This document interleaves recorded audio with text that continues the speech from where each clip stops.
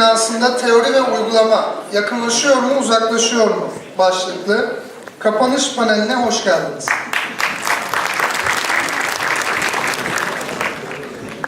Panel sonunda 3 dalda en iyi makaleler ilan edilecek ve ödül takdimi yapılacaktır. Paneli yönetmek üzere Sakarya Üniversitesi İslam Ekonomisi ve Finansı Anabilim Dalı Başkanı Doçent Doktor Şakir Görmüş hocamızı kutluyorum. Panelistler Darı Üniversitesi'nden Profesör Doktor Mehmet Asutay, Katar Üniversitesi'nden Profesör Doktor Monzer Kaf ve Ürdün Zerka Üniversitesi Rektörü Sayın Profesör Doktor Mahmut El-Vadi hocalarımızı sahneye alalım. Sözü oturum başkanı Şakir Görmüş hocamıza bırakıyorum. Teşekkür ederim.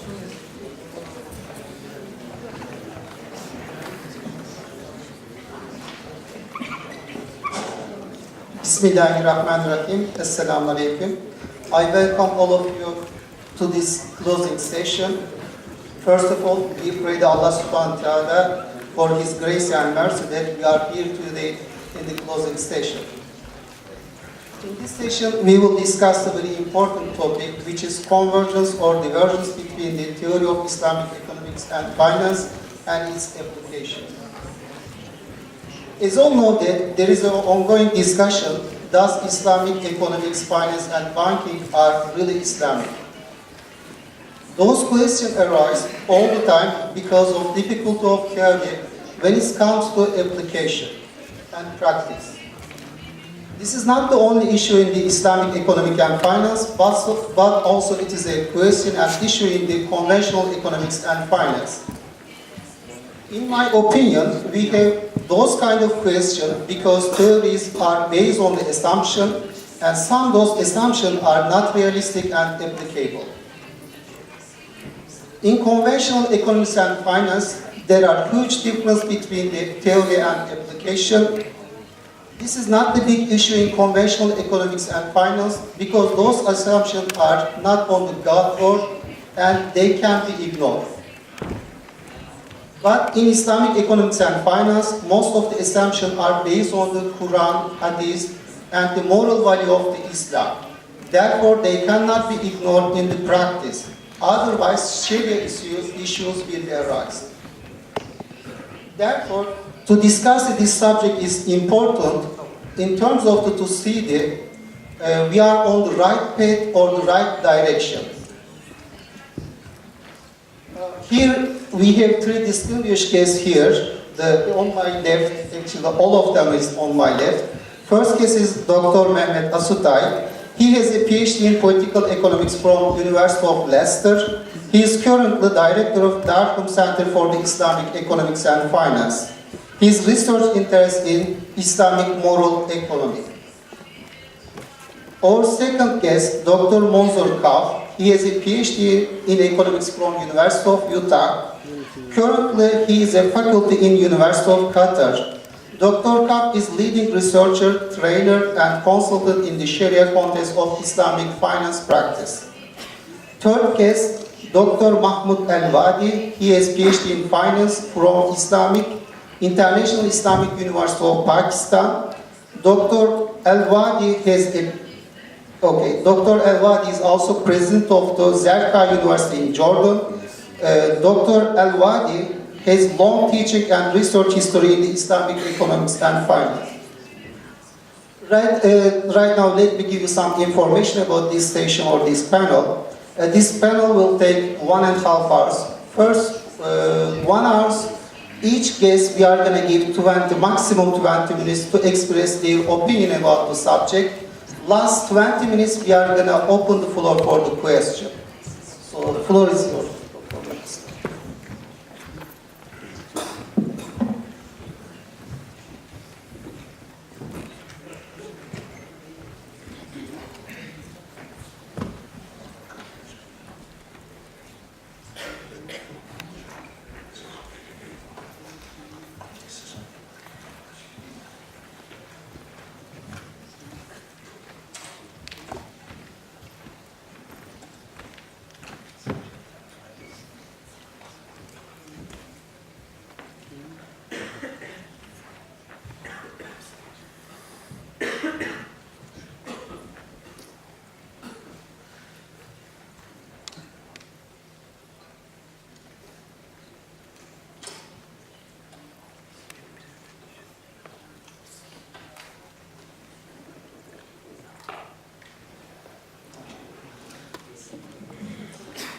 Assalamu alaikum wa rahmatullah. My voice again doesn't help me, but you have to cope with me.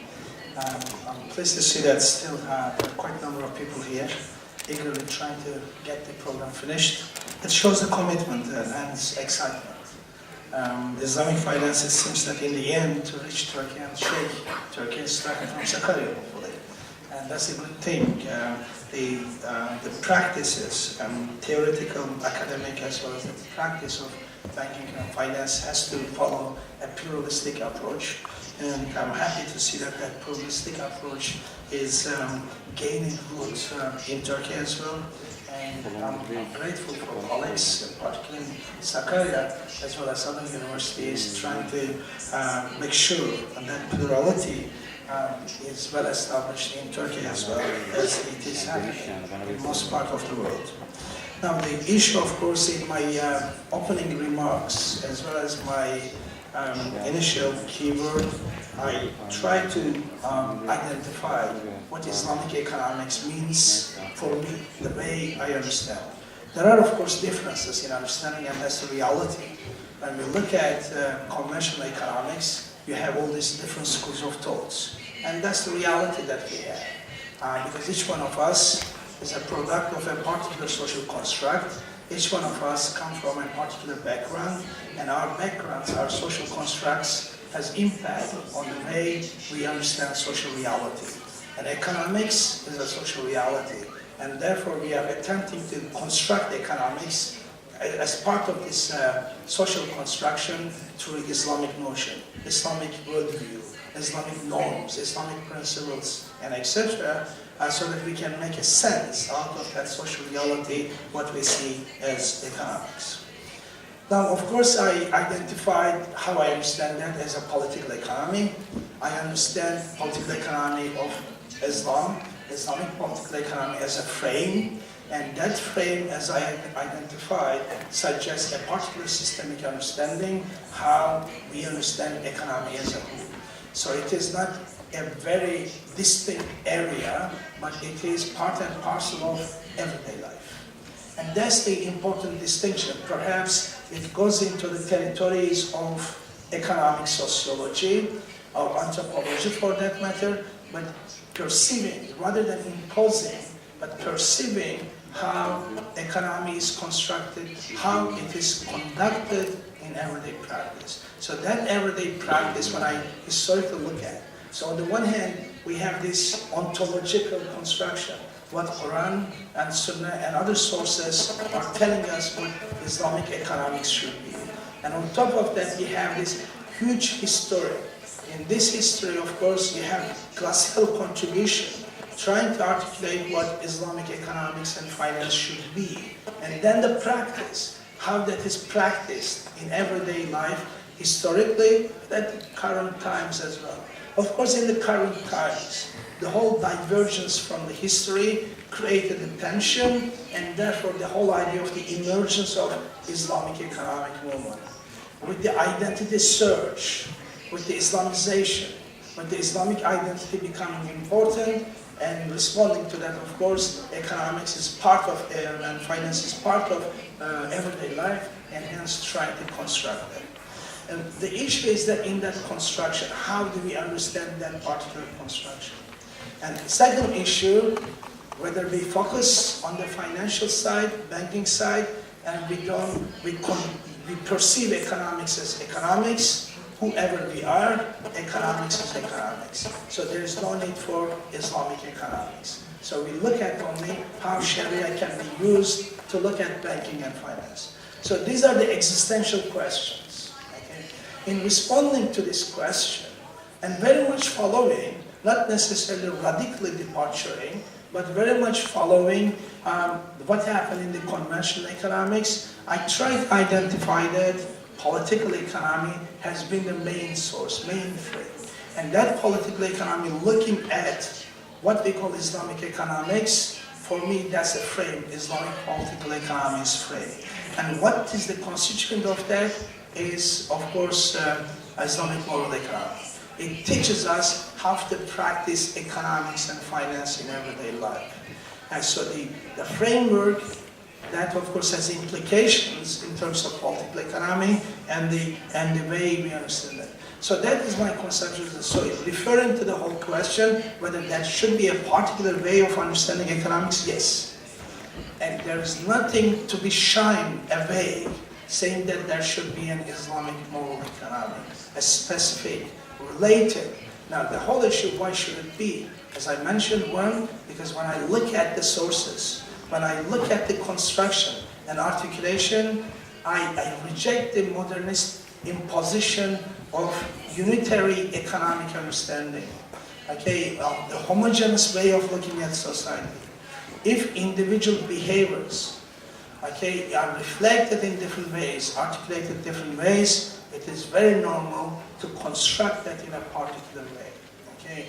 As John Stuart Mill would say, the light, where you get from, will construct your understanding of what economics is.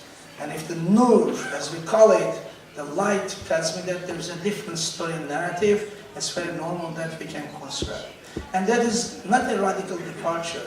Since 1970s, we have seen the emergence of different schools of thought within the conventional understanding. We have seen the emergence of institutional economics, the green economics, post-Keynesian economics, and etc. The Frankfurt School, the Austrian School, the Chicago School, and etc. Each one of them looks at the economic reality from certain assumptions. But of course, they remain within the same ontology. Now, not only assumptions are different for us, but the ontology is different. And by definition, that ontological difference is very normal that we should be able to understand economic and economics method in a particular way. That's the Islamic way. So that is the response to the first question.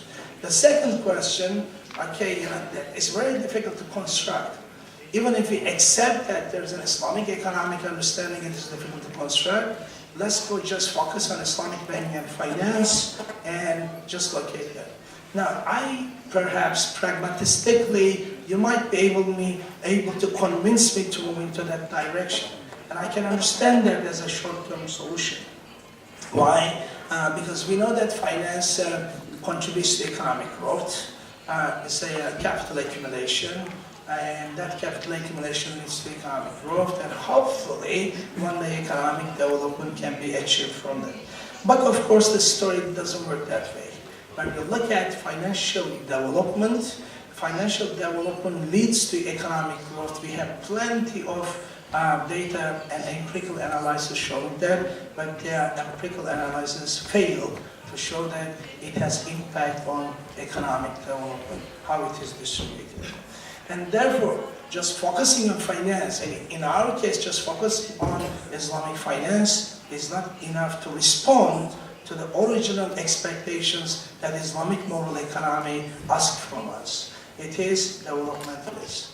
As I mentioned, in the beginning of 60s and 70s, when the whole discourse of Islamic economics, or as I call it, Islamic moral economy, developed, the entire focus was on developmentalism. The emergence of Islamic economics, on the one hand, yes, identity search, constructing something according to Islam, but importantly, the businessmen, the academics, technocrats looking into how developmentalism can be achieved. And that was the question.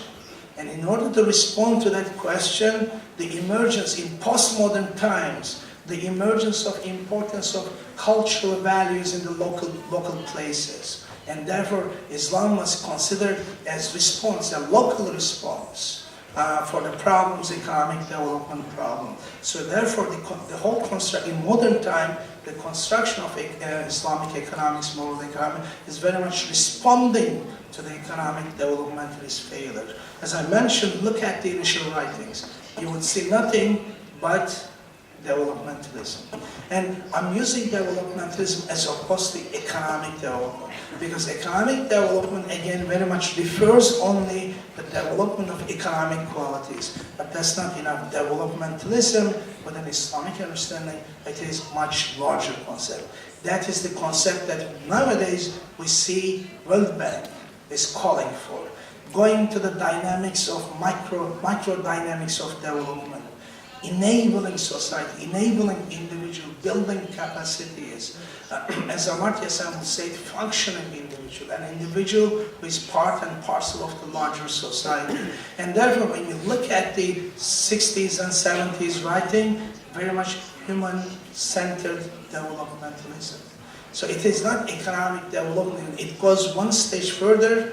Perhaps 40 years ago, the founding fathers referred to developmentalism in the sense that being articulated nowadays by international agencies. And therefore, that aspiration, as I call it, is an important framework for us to consider in terms of our trajectory, how we can develop. Okay, Islamic finance, therefore, for me, has to be located within that particular understanding. And I'm using Islamic finance, not banking, because finance is larger than banking. Okay?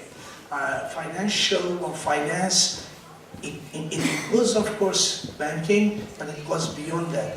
There are other non-banking financial institutions. In order to be able to go out, reach to the communities, banks will not be able to reach.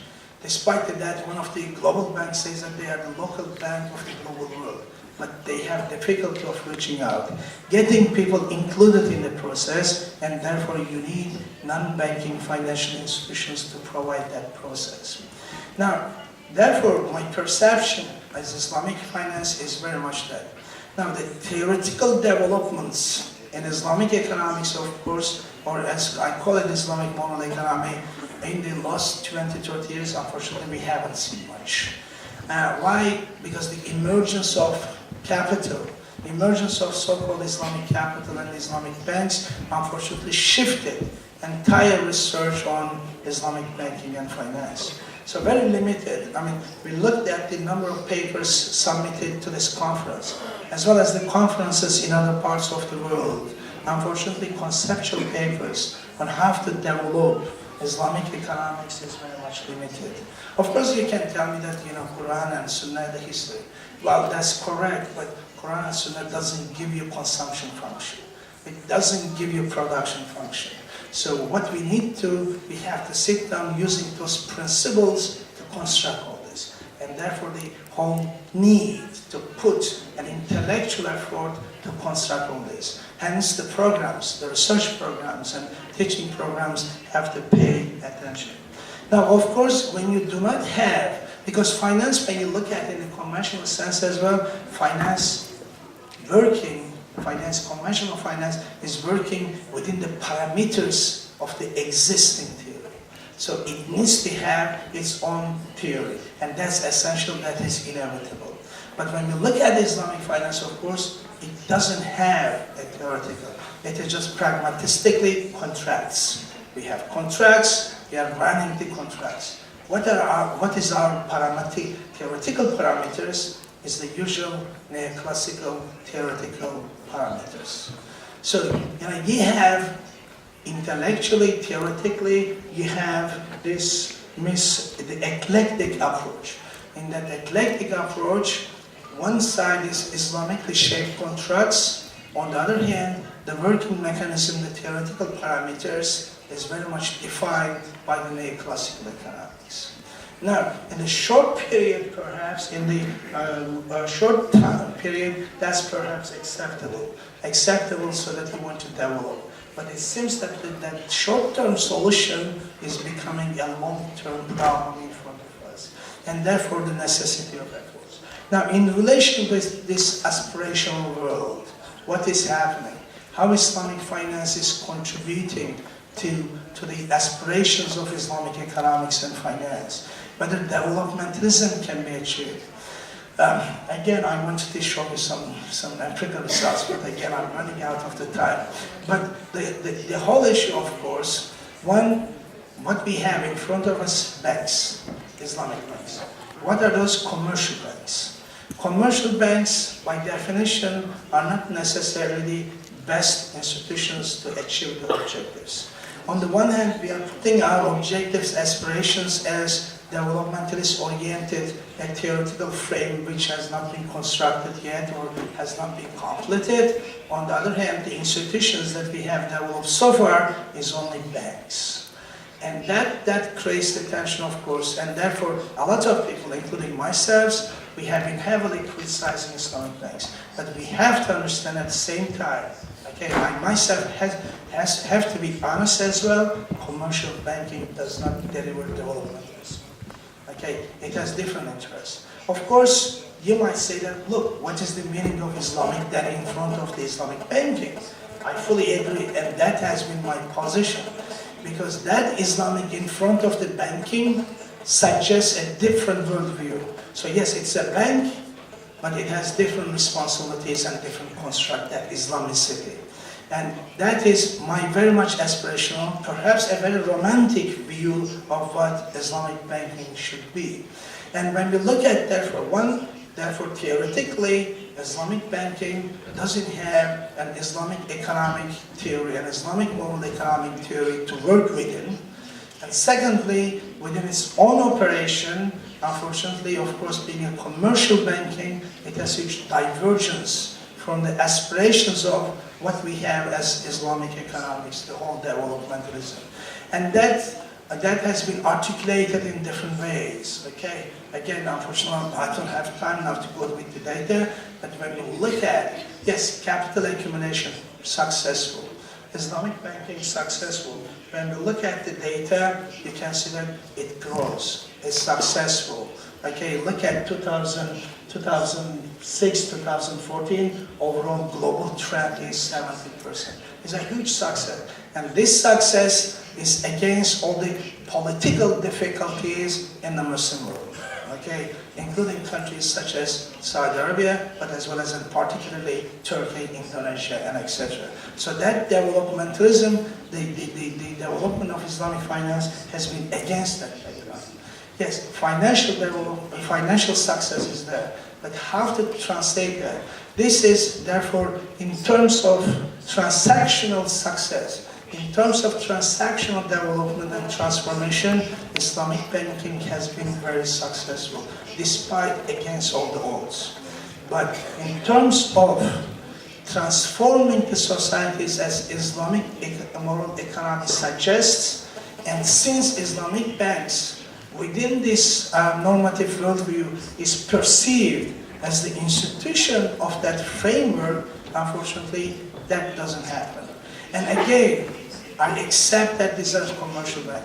But again, I say that, yes, it is commercial, but there has to be some meaning of that Islamicity. When I see conventional commercial banks undertaking huge projects, okay, aiming at some corporate social responsibilities, some projects, green economies, green functioning, when I don't see that happening, even that minimalist level, the minimalist level, forget the Islamic moral economy, but that minimalist level even is not being achieved, that's a huge problem. You see projects are undertaken by Islamic banks, which may not necessarily be financed by conventional banks. I mean, we have seen cases in Turkey where commercial banks have withdrawn from projects because of their impact on historicity, impact on environment and etc. But you do not see Islamic banks considering such factor as an important. We are talking now ESG, ethics, social and governance issues. If Islamic banks have been adopting such matters, why Islamic banks are shunning away, despite the fact that it calls Islamic in that. So these are important issues for us to consider. And when I criticize this, I'm not trying to damage the development and the progress of Islamic banking. Success is there. But what we are saying there, yes, the success has to be coupled with responding to the realities of the societies in which we are staying, we live in. What are those realities of developmentalism? How, therefore, this transactional success that we see here, how it can be translated and transformed into developmentalism. I recognize these are commercial banking, and I recognize there is the shareholder interest, I recognize that each one of us who have deposited money in Islamic banks, we want to have the highest return possible. And I also recognize through empirical evidence which we conducted, quite a number of people who have deposit accounts in Islamic banks, they want the highest return. So that creates another issue. So the Islamicity, we force a lot of Islamicity expectations from Islamic banks, but as individuals, either as shareholders or either depositors in Islamic banks, somehow we don't think that our behaviors at the same time should respond perhaps to that.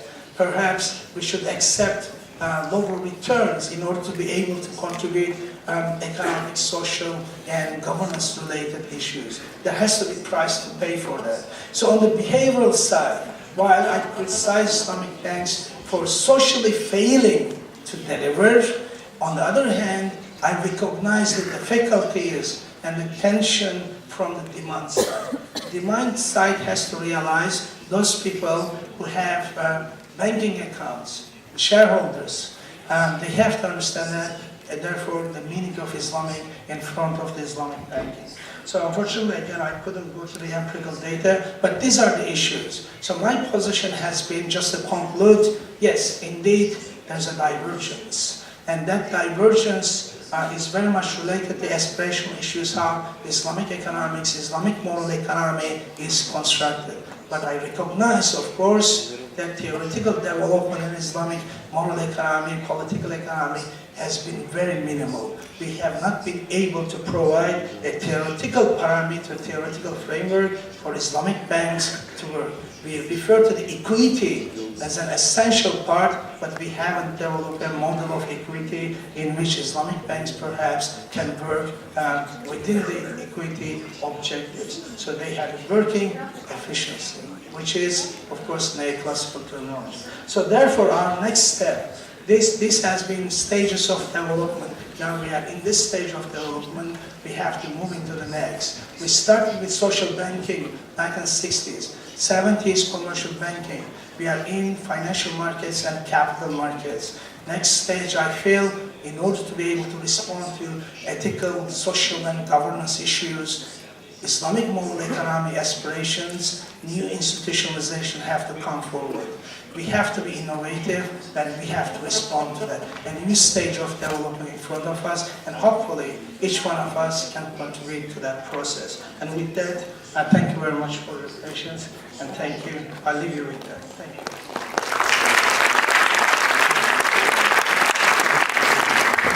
We thank Dr. Astay for his grateful speech. He explained his opinion about the subject perspective of political economy and moral economy. Our next discussion, Dr. Kaf. Floor is yours, Dr.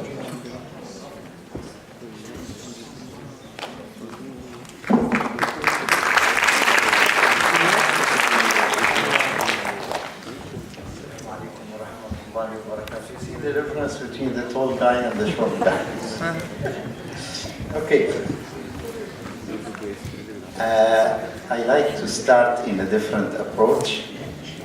I like to go back to our founder, the founder of Islamic economics, Ibn Khaldun. Ibn Khaldun repeatedly in his dissertation on the role of the research repeatedly said that he wants to understand the behavior of a human being as it is, regardless of his religion, regardless of all other environmental matters that relate to it.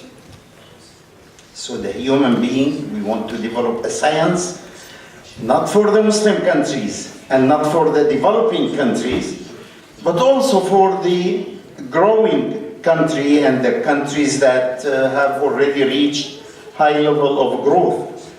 Not only for Muslims, even for non-Muslims. We want to understand their behavior and explain their behavior and bring them to a better socio-economic environment in its totality.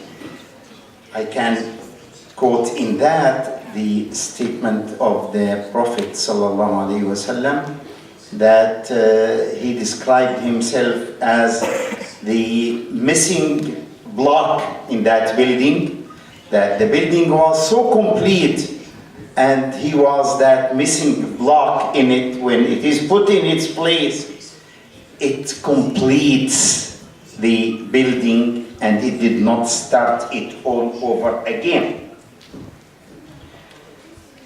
So the idea of divergence or convergence of Islamic economics, I think it's a matter only of the additional block in that building.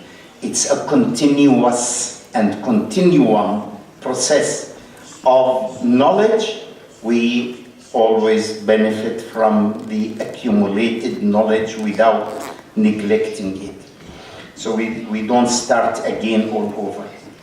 In this regard, I like, in as much I like the utopian and probably the romantic approach of my dear brother Muhammad, I also look at the issue of Islamic economics from a different angle. What is the morality? What is the definition of morality in Islamic economics? I look at it as only from Sharia. And Sharia, by definition, sets two main levels. A level that can be stated as a minimum level, that's the low part of Sharia, and that if we are able to set this low part of Sharia in our personal behavior and in our society's laws and guidelines, then we would have achieved that level that is required to carry us forward as human beings, using the term of Asutai to be developmentalist in that sense.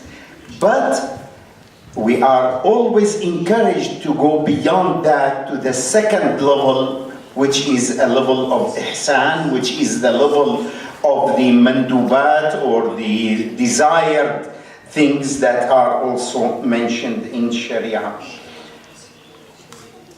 The definition of morality then, it's a definition that the Sharia defines, not an issue that we fabricate from our own and impose it on Sharia.